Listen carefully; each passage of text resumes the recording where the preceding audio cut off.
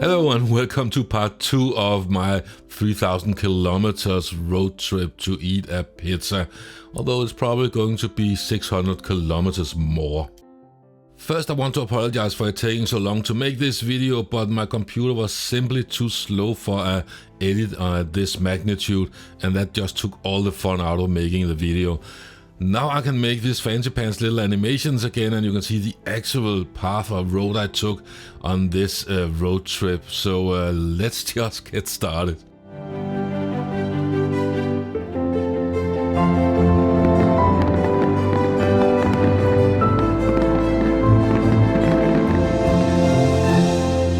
So, final stretch before Italy. I did a 100% charge because I calculated that this was a fixed price and it was under half the price of a kilowatt hour right now, or what I pay everywhere else. So this was the cheapest charge on the entire trip, I think. And it took an hour and a half from 90 to 100%, and it sat at 2 or 3 kilowatts and said it was 30 minutes left. So, but now I have to leave.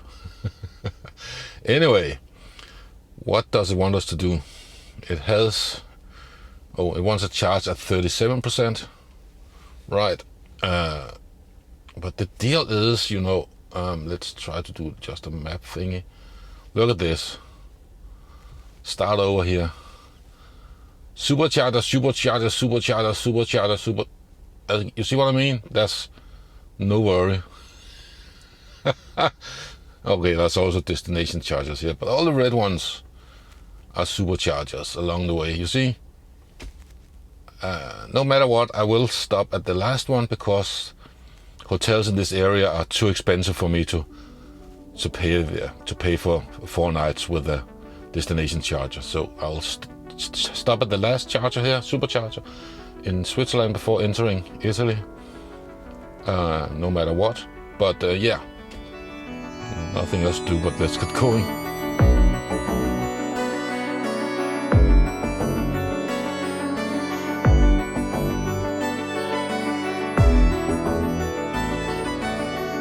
Just take a short second again to appreciate Hotel Vilotel, where I stayed the last night.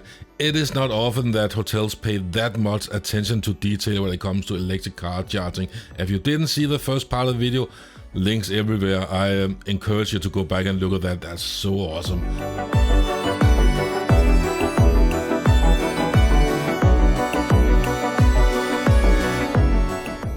I hadn't been driving too long, but I really needed a cup of coffee, so I decided to take a quick stop at this Rast station, Bodensee, to see if I could get some coffee there. I'm not in a hurry, this is vacation after all. Oh, there's a charging station. I don't need a charging station. I just need a break.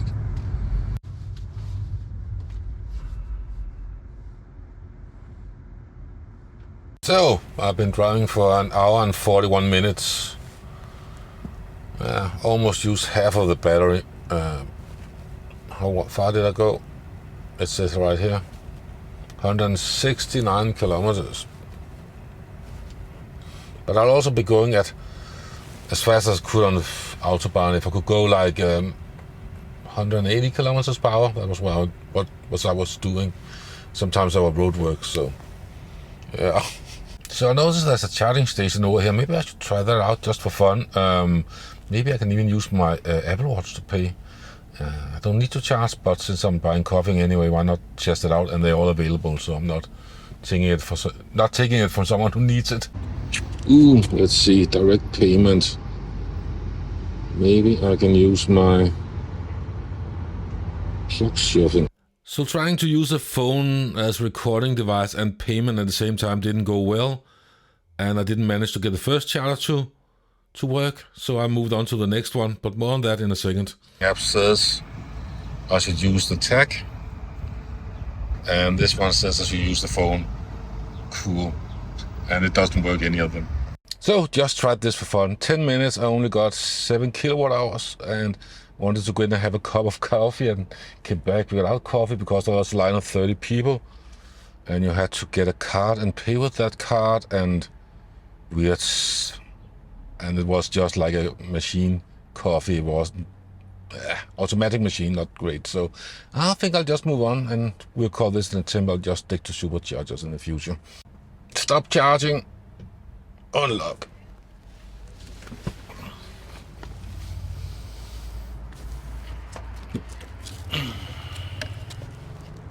8 kilowatts in 10 minutes. Sorry about the noise, I'm driving through a tunnel. Anyway, that was not a premium experience. I will say, short summary, I didn't manage to charge. I had the plug surfing RFID tag, as you saw, that didn't work. And the app did recognize the charger and said it was occupied.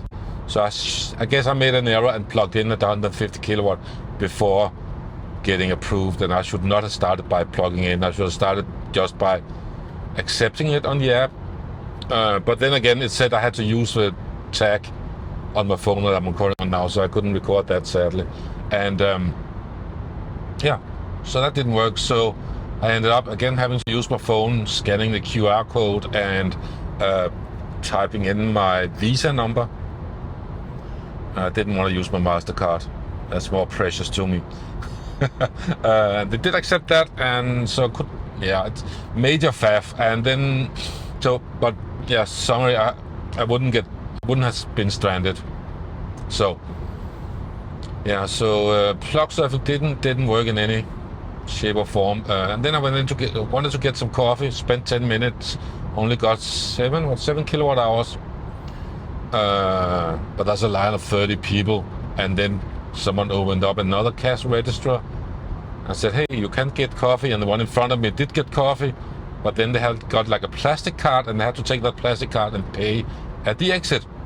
Not worth for a cup of coffee that was just from a machine, like an automatic machine. It was like IKEA. I had to go out all the way around and not through the entrance. That was for Bodensee.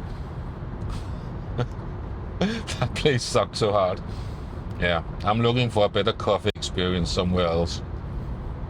Preferably with a supercharger attached. Well, see you later.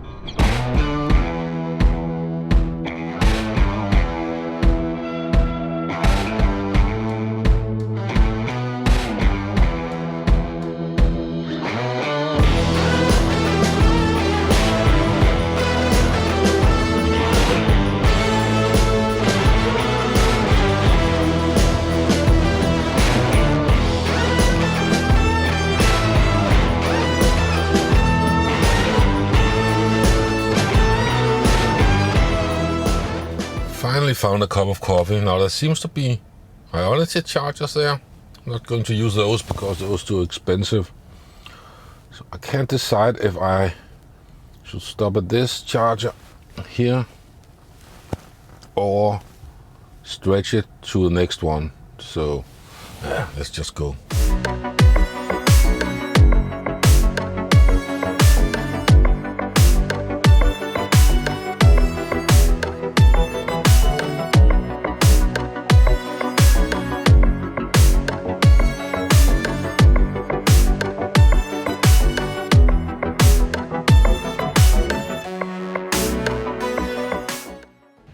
So this is Maienfeld, Switzerland, an old version one, so only 225 kilowatts max. And if there's two on the same pair of chargers, you only get half of that. So seems like people are pretty good at spacing out. So someone just came in after the other guy left. So I briefly got 120.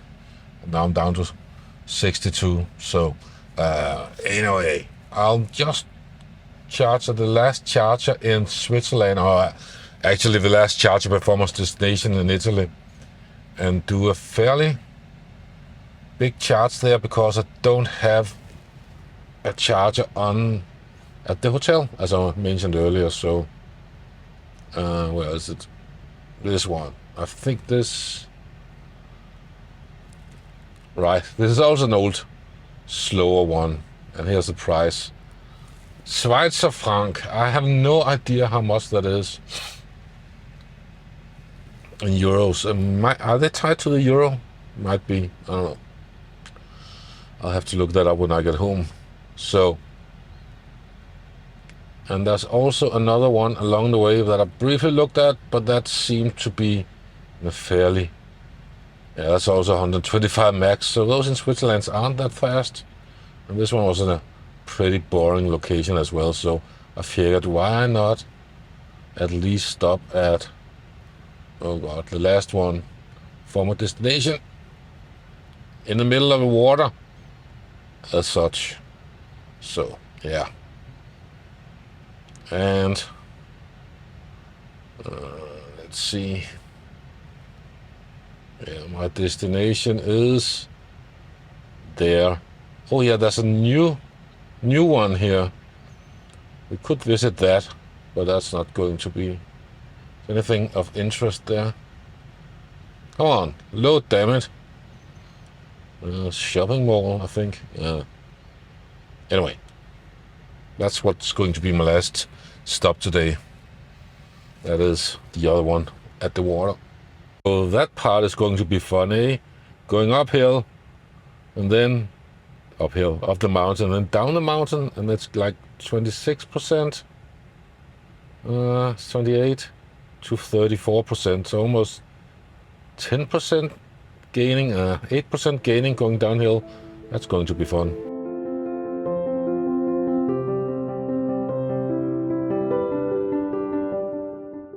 At this point, you're probably thinking, man, he takes a lot of breaks, doesn't he?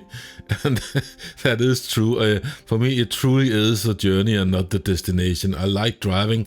I like being right here. I like taking stops and finding coffee and just relaxing. It is truly the driving experience I'm going for. So if you're looking at this video as a guide to how to get to Italy the fastest through Europe, this is not the guide.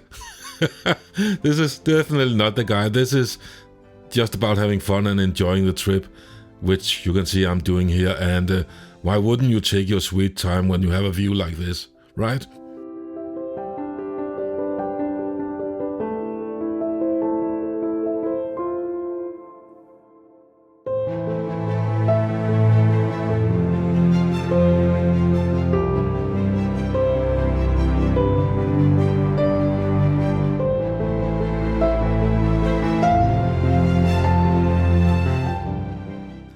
So I'm slowly inching my way towards the final charger of the day. I'm going to charge up fairly high there because, as I said, there are no destination chargers at the hotel. The hotels who do have destination chargers around Lake Como, they're way over my price range. I'll probably not even feel comfortable staying there. So charging up fairly high. Now I did overshoot the exit, or I went around these roundabouts and I missed and took one exit of the second roundabout too late, and I have to get out on the freeway again and double back. But I had enough battery left, I think 15%, so I could get back there. Otherwise, there were an Italian charger further on. But it's time for a late lunch now.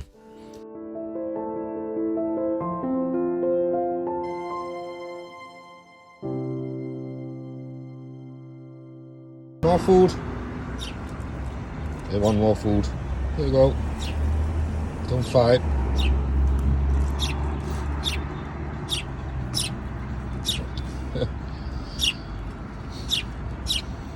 Danish bread, the best. Only the best. Here you go. Now this is quality time, traditional Danish lunch and open sandwich from the trunk of my car while the car is charging. And so I went over to the other side of the roundabout. That sounds strange. Well, opposite the roundabout, or where I was charging, there were a small cafe, and I finally managed to get the best cup of coffee so far on the trip. And it started raining, so I needed some place to go after eating anyways.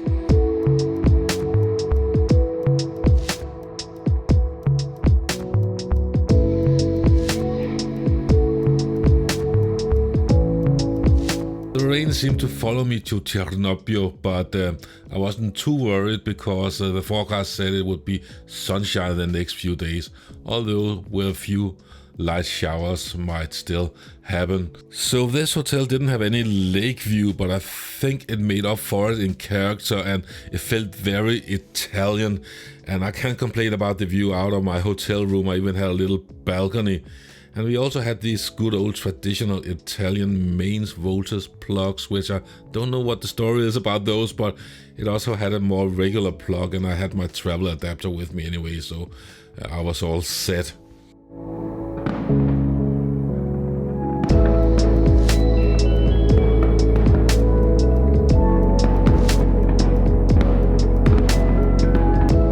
So Hotel D'Este, one of the $10,000 a night hotels, decided to hold the fireworks in my honor, and I felt very honored. It totally didn't have anything to do with being 4th of July, which I first thought. Apparently they had fireworks all around the lake. It seemed like a few times a week, so I just happened to arrive on the evening of one of them, which so happened to be the 4th of July. It also happened to be the first time I recorded fireworks with this camera, so I was totally unprepared. I just opened the window to see what was going on, what all the noise was about, so I think it went quite well. I might make this into just a separate hidden video or something like that and post it on my channel if you want to see more fireworks and my attempt to record that in HDR.